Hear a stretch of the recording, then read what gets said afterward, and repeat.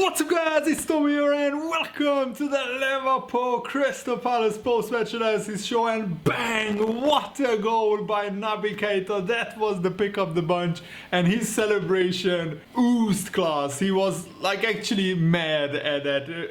You are surprised? I can do this every week and I'm so happy that the midfielders for Liverpool are now scoring. Henderson against AC Milan, Fabinho against Norwich, and now Naby Keita, Fabinho against Leeds United. So Liverpool had three very tough games against a really tough, hard-working Leeds team. We won 3-0. Against the European royalty AC Milan, who are in their best shape for years, we won 3-2 after being 2-1 down at halftime. And now against a much improved Crystal Palace side under Patrick Vieira, they look like a much more threatening and dangerous team than under Roy Hodgson, and we won 3-0 again, keeping a clean sheet. And I want to say a huge thank you to OneFootball for sponsoring my channel for this month. OneFootball is the home of football, my favorite app. I've been using it for years. You can find all kinds of football news on there, and also you can find the stats, the latest transfer news. I have been going there almost every day, checking the Liverpool transfer news, because they combine the best and most interesting transfer news and football news. And you can find also interesting videos, stats, analysis, fantasy football tips, and all kinds of interesting football related content on the OneFootball apps. And it's completely free, so what are you waiting for? Make sure to download OneFootball using the link in the video's description, and you support the channel as well that way. Liverpool just conceded one goal and has 12 goals, and again we had something like 25 shots in the whole game. And Liverpool are proving that we have to be taken very, very seriously in the Premier League title race. And Man City also dropped points at home against Southampton in a game which everyone expected Man City to win, and they could have even lost it. I heard that there was a very controversial VAR call where the referee gave a penalty and a red card to Kyle Walker, and the VAR cancelled both, and I think the penalty should have been given. That's what I saw. But let me know, what do you think about the game? Who was your man of the match? And even though Liverpool rotated their whole defense, Tsimikas, Milner started. By the way, don't worry about Trent Alexander-Arnold. He was just unwell, and it's not COVID because they get regularly tested. He just didn't feel well today. The other changes were planned according to Jurgen Klopp. So Konate starts for the first time and plays for the first time for Liverpool, and he gets a clean sheet alongside Van Dijk, and Tsimikas deserved to start. And it's so good that we now have a backup left back who is good enough to play comfortably and to slot in comfortably into the Liverpool side, so Robertson can get a little bit of a break, because Robertson played non-stop football for the past 2 years, so he needs a break. And also listen to this, that was Virgil van Dijk's 100th Premier League game for Liverpool. He has a 76% win rate, 76 wins, 16 draws, 8 losses. He also kept 48 clean sheets in 100 games, 79 goals conceded in 100 games, and a 93-point season with just 30 goals conceded.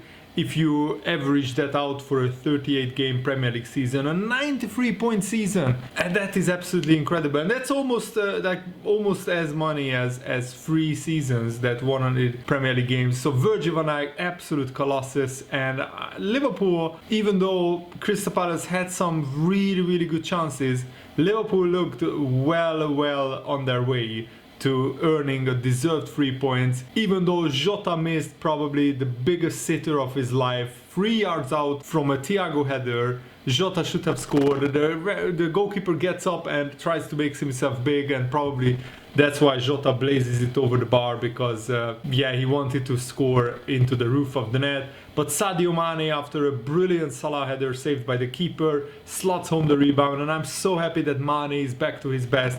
That was his 3rd goal in 5 games in the Premier League.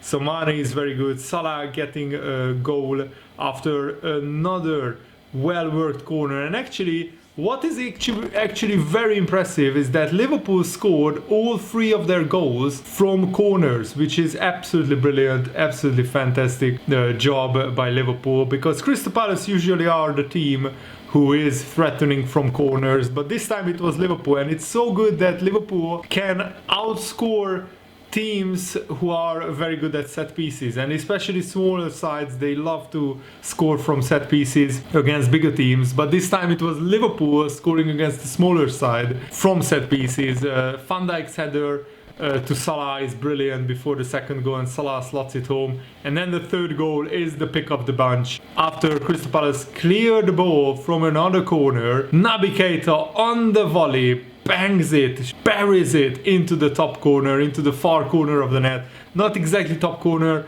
but it was unsavable. And after that, Naby Keita's celebration is like, yeah, what just happened? Did you see that, guys?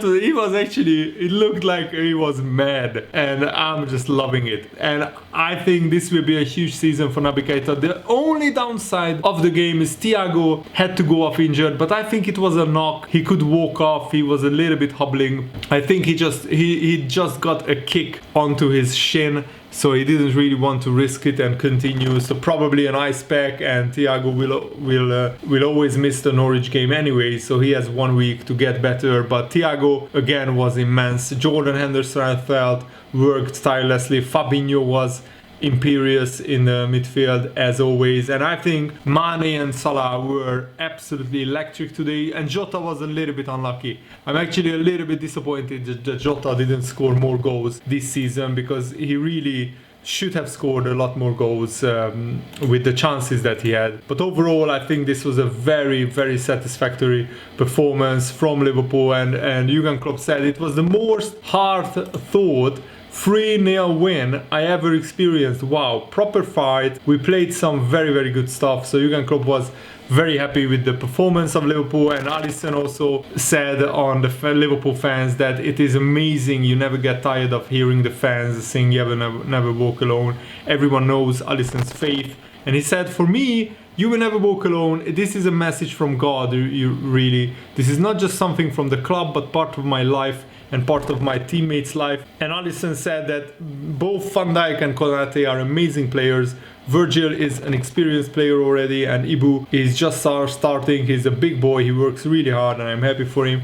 There were a couple of instances where Konate had to defend very resolutely, and the sheer pace and power on that guy is absolutely amazing. He had a foot race with Benteke, and he was just pushing Benteke further and further away from goal. And Benteke is one of the strongest players in the Premier League, but Konate was equally as strong. And it's actually amazing the centre-back options that Liverpool have. So now we can play any partnership from Gomez started with Matip in the Champions League, and now it's Konate with Van Dijk in the Premier League. It was absolutely amazing how they played together, and I think that now that more and more times Liverpool can rotate the centre backs without actually dropping quality, which is absolutely amazing. And I want to talk about the title race now, because I think it's going to be fascinating. And actually, now that Man City dropped points, the next two games for Man City, I think it's against Chelsea and Liverpool, if I believe. And Liverpool play Brentford and then Manchester City in the Premier League.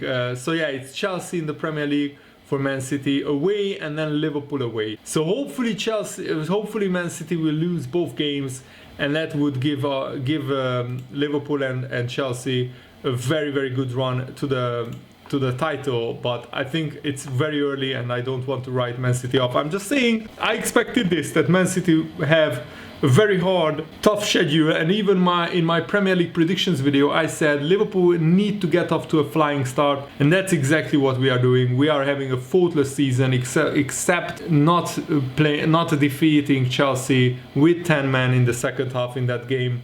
But Liverpool have won all the other games, and we are scoring 2 or 3 goals in almost every game, which is absolutely brilliant. And I can't wait for Firmino to be back from injury. Hopefully Thiago's injury is not serious. Liverpool look a very, very strong side, and I feel so sorry for Harvey Elliott that he's missing all these games. He will be back probably in the new year sometime, but he would have loved to play in this Liverpool team more often. But Harvey Elliott has time on his side, so I'm sure that he will get back and get into top shape. I think Liverpool need to win against Brentford. Obviously, that will be a tough game. Brentford won today against Wolves 2-0, and it was a very, very good and very comfortable and very well-deserved Brentford win. And they now have 7 points in the opening 5 games, which is very, very good from Brentford.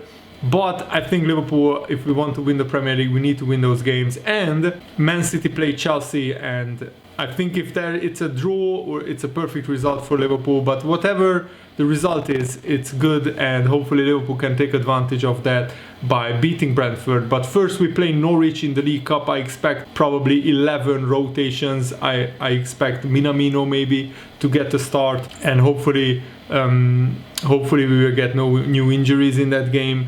And also Liverpool will play Porto in the Champions League, and after that it's going to be a really, really huge Liverpool-Man City game.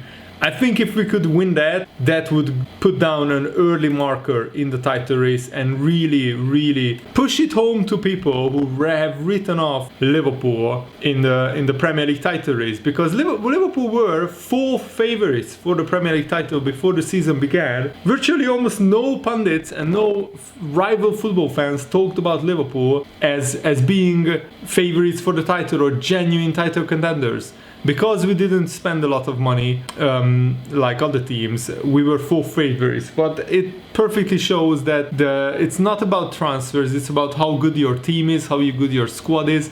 And of course Liverpool will face challenging times, but right now with a fully fixed squad except Harvey Elliott and Firmino, we look as strong as anyone. Honestly, we look as strong as anyone. Our starting 11 can beat anyone on their day. And hopefully Liverpool can keep their key players fit. I think if we can, then we have every chance of winning the Premier League title. And it's actually a good thing that Liverpool are not favourites, because it's not a big pressure on Liverpool. It's the biggest pressure is on Chelsea and Manchester City, and they will feel it more than Liverpool. Of course, Liverpool have pressure, but from within, from themselves, just to do well every week. And let's take each game as it comes. But I think Jurgen Klopp and the players are already loving this season. Bring on Norwich in the midweek game, and bring on Brentford, and bring on Porto, and bring on Man City. I'm already looking forward to the Liverpool-Man City game. But let's take each game as it comes, and let's win those. Thanks for watching, guys. Hope you enjoyed this. Have a nice day. See you later. Goodbye.